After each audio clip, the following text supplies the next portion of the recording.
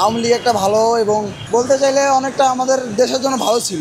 আওয়ামী লীগ বলতে পারেন যে আমার বাড়ি ভাই, আমি নিজে একটা আওয়ামী লীগের, মনে করেন যে আমি আওয়ামী লীগ সাপোর্ট করি, এটা না যে আমার আওয়ামী লীগ সাপোর্ট করলেই যে আমি আওয়ামী লীগকে যাবো, এটা না।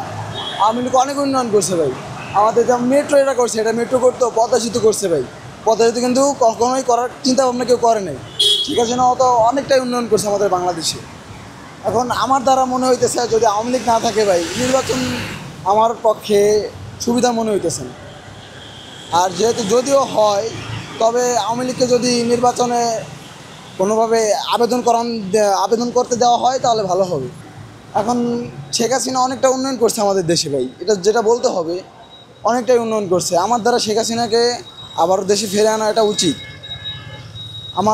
আমি যে সাপোর্ট করি ভাই, এটা সাপোর্টের বিষয় বলতেছি না। শেখ হাসিনা অনেকটা উন্নয়ন করছে আমার দ্বারা মনে হইতেছে, এবং সবার দ্বারা মনে হবে। যদি কোনো সাধারণ জনগণের কাছে প্রায় 99% কাছে আপনি যেখান, তারাই বলবে যে শেখ হাসিনা অনেক ভালো ছিল, আমাদের ওই প্রধানমন্ত্রী ভালো ছিল। এখন ডক্টর ইউনূস স্যার যে আমাদের নেতৃত্ব দিতেছে, দেশ চালাইতেছে, এখন আমি সেরকম কোনো মন মানসিকতায় বলতে গেলে আমি তেমন কোনো মজা পাইতেছি না ভাই। মজা বলতে কি, নিজের ভিতরে কোনো ফিল পাইতেছি না যে এটা আমার দেশ। আমি আওয়ামী লীগ চাই আবার।